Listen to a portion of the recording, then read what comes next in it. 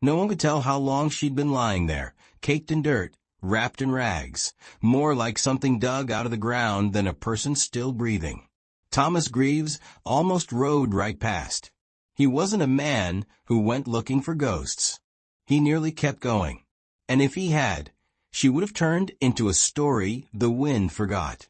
But not this time. Not after the world had stripped him of everything he used to pray for. His wife. His boy. His reason for waking up. These days, Thomas didn't pray. He fixed fences. He rode his boundary lines. He kept out of town, out of people's business. That afternoon felt wrong from the start. The sun hung heavy and mean. The wind blew hot and dry, carrying nothing with it. No birdsong, no rustle of brush, just a deep, strange quiet. And that feeling got under his skin before he knew why. Near the tree line, he saw a shape that didn't belong. At first glance, it looked like a pile of trash, old blankets, busted gear tossed from a wagon. But his horse shied, snorted, and tried to back away. Thomas slid from the saddle and walked closer. The smell hit first. Sweat. Blood. Something turning bad under the summer heat. Then the pile moved. A twitch. A small sound. He dropped to a knee, one hand resting on his revolver, the other lifting a corner of the filthy cloth. Underneath, curled tight and shaking, was a girl. Maybe 20, maybe younger. One side of her face was swollen. Her lips were split. Her dress was torn to threads. Dirt clung to her skin like it belonged there. One eye was near shut. The other stared past him like he didn't exist. "Please don't. Don't touch me." Her words were dry and cracked, but they hit harder than a bullet. Thomas didn't say anything. He didn't even flinch.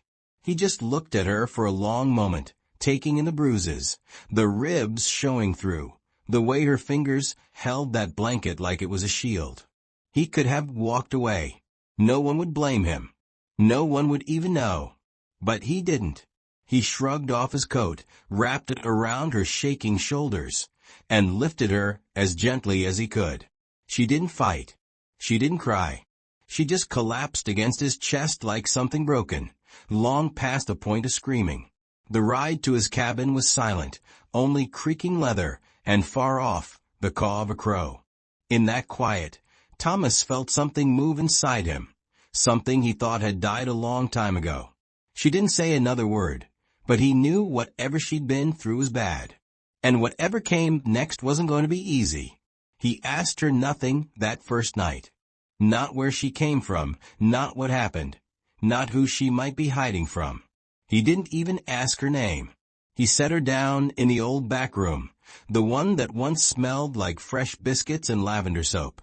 Now it smelled of dust and the years. He lit a lantern and left it near the door. He told her there was water and food on the table. Then he stepped out and closed the door softly behind him. In the morning, the food sat untouched. The water barely sipped. She hadn't moved from her corner, still clutching the blanket like armor, eyes open and fixed on the ceiling as if it might fall in. Thomas didn't push. He fried eggs, ate his portion in silence, and left the rest covered on the stove. The second night was the same.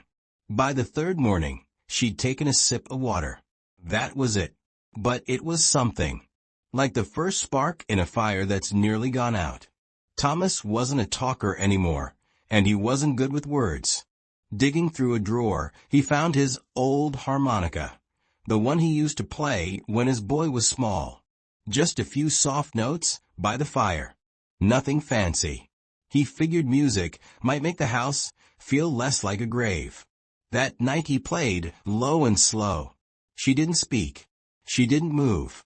But her breathing evened out. Her jaw loosened. Her hand twitched slightly. When he finished, he could have sworn her eyes were closed for the first time since he carried her in. Next day, she ate half a biscuit. When he brought fresh water, she looked at him. Didn't speak. Didn't flinch either. It was progress. Small. Quiet. But real. Just when things started to feel almost normal, she finally talked. It wasn't much, but it turned everything. Listen close, because what she said next is the hinge of the whole story. Nobody would have guessed it. She looked at him, really looked, for the first time since he found her. When she spoke, her voice was low and rough. They were hunting animals. But they caught me instead. That was all. 7 words. But Thomas felt the whole weight, fear, filth, the nights alone out there with things worse than coyotes. He knew what men could do. He'd done things himself he didn't discuss. But this was different. He didn't demand more. He didn't need it. He could read the rest in her bruises. That same week, he noticed signs. Boot prints near the barn that weren't his. A strand of fence wire cut clean. A crow, tied by its feet and nailed to his fence post, a warning. One night he saw a figure on the ridge, just watching the cabin.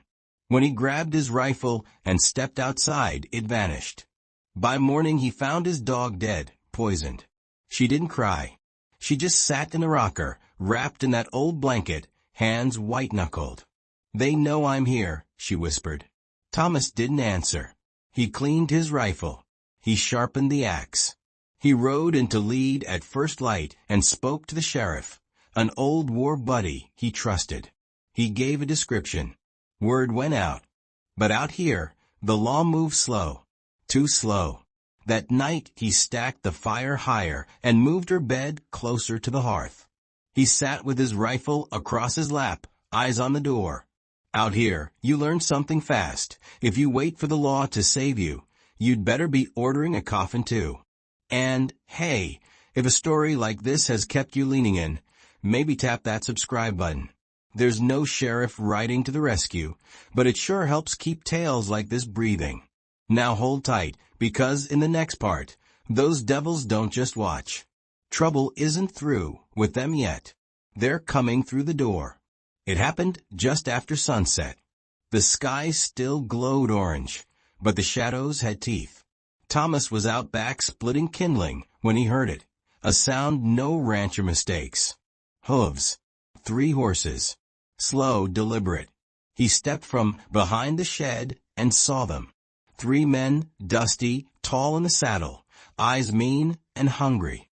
No hello, no tip of the hat, just a silence that ties your stomach in knots. The one in the middle had a rag covering half his face. He spat, lifted a hand, and pointed. "We're here for what's ours." Thomas didn't blink. He only tightened his grip on the axe. Inside, she heard them, too. The thud of boots on the porch, the long creak of a floorboard, the turn of a knob. She didn't scream. She didn't run. Instead, she grabbed the old shotgun Thomas kept by the window. He'd taught her how to hold it and how to brace, just in case. The case had arrived. The door opened. One man stepped in, cocky like he'd done this plenty times. She pulled the trigger. The blast shook the room and dropped him like a sack of grain. Outside, the other 2 froze. That's when Thomas moved. He came from the side and swung the axe into the second man's gut before the fellow even got his boots out of the stirrups. The third spun to run. He didn't get far. One round from Thomas's revolver took his leg out from under him. When the dust settled, one lay dead, one was out cold, and one screamed like a trapped coyote. Thomas tied them, dragged them behind the cabin, and by morning rode to lead. The sheriff took the bodies and the prisoner without a single question, just a nod. A few days later, a poster came down at the general store. 3 names, 3 faces. Stamped captured. Justice doesn't ride a white horse out here. Sometimes it sits on a porch with a shotgun across its lap. The cabin's quiet returned, not the watch your back quiet, but the kind that lets you breathe deeper, sit longer, and hear your own heartbeat without fear chasing it. Thomas didn't say much after that. She didn't either. But something shifted. You could see it in how she moved. She started cooking a little in the mornings. Cleaned the old shelves. put small wildflowers from the creek bed in a jar by the window. She still didn't talk about before, and he didn't ask. One evening, with the sun low and the fire popping, she sat next to him, close, but not too close. Her hair was clean. The bruises were gone. For the first time, she smiled. Not a polite curl. Not a forced grin. A real smile. You ever watch someone smile like they had to relearn how? She looked at him and said, "You didn't save me. But you stayed." That was all he needed. He took her hand, rough, calloused, warm. She didn't pull away. Weeks slid into months. Folks in town started calling her Clara. Clara Greaves. No one saw a wedding dress. It didn't matter. Out here, names come from the person you stand beside. And she chose him every single day. Funny how a broken girl and a broken man built something whole.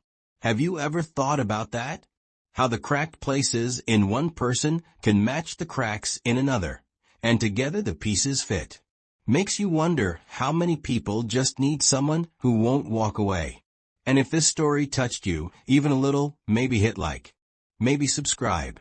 There are more tales out here, like Thomas and Clara, stories about grit and healing, about how love isn't always loud, but when it's true, it doesn't have to be. So tell me this. Have you ever stayed when leaving would have been easier? Or better yet, has someone ever stayed for you?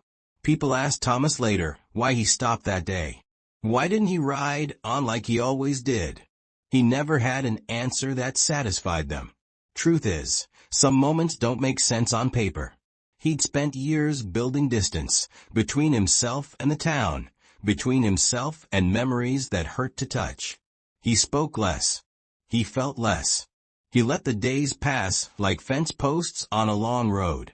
Then one afternoon, the sky felt wrong and the wind carried silence.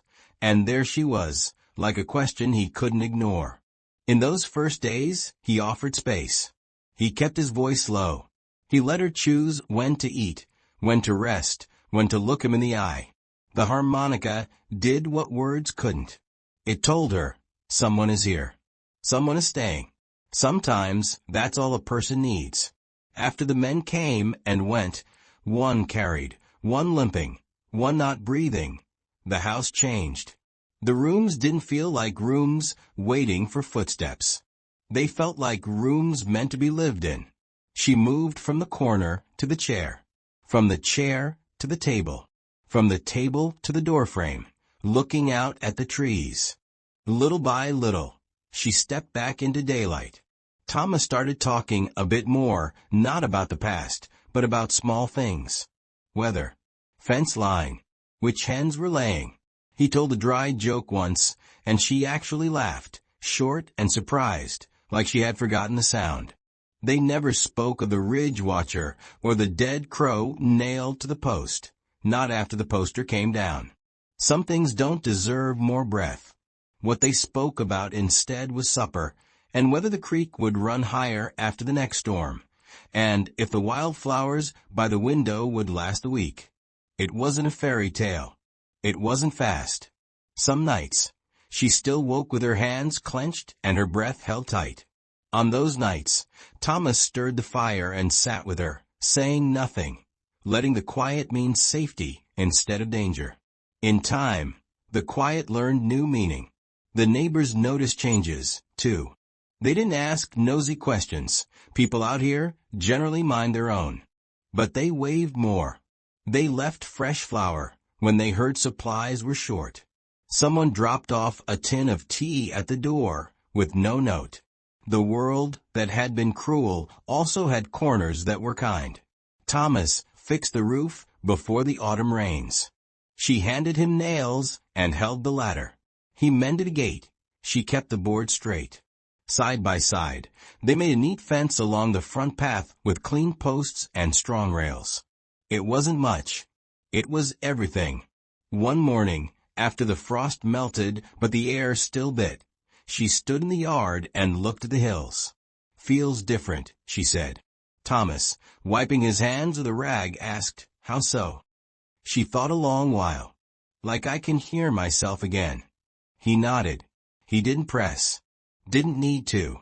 Sometimes the right answer is just being there to hear the words. At the general store, someone called her Clara Greaves, and she didn't correct them. She only smiled and added matches to the basket. Thomas pretended not to notice, but the corner of his mouth turned up as they walked out. They never tried to be what they weren't. Thomas stayed steady and careful, moving through chores like a clock. Clara added little touches: flowers on the sill, a folded quilt on the rocker, clean curtains that let the light in without letting the cold through. The house, once a place to endure, became a place to return to. When a storm rolled in one night, loud enough to shake the windows, Clara stood by the door and watched lightning split the sky. Thomas poured coffee and handed her a mug. She took it, fingers brushing his, and said, "Storms used to feel like warnings. Now they feel like weather." Thomas took a slow sip and said, "Weather's honest. It comes and goes." She nodded, pulled the curtain, and sat. The thunder moved on. Out here, most stories don't end with a trumpet or a parade. They end with small things: a warm room, a steady hand, a laugh that returns after too long gone. That's what Thomas and Clara built. Not a miracle, not a legend, just a life. And if you've stayed with this story to the end, you know the truth of it. Sometimes the bravest thing isn't a gunshot or a fight. Sometimes it's staying when someone says, "Please don't touch me," and answering not with words but with time. Sometimes justice looks like a poster taken down. Sometimes love is a chair pulled closer to the fire. If this story sat heavy in your chest or gave you a little light, you know what to do. Tap like, hit subscribe. Keep these voices going. There are more tales out here of grit, of healing, of quiet love that doesn't need to shout to be real. So I'll ask again, have you ever stayed when leaving would have been easier? Or did someone stay for you when you thought no one would?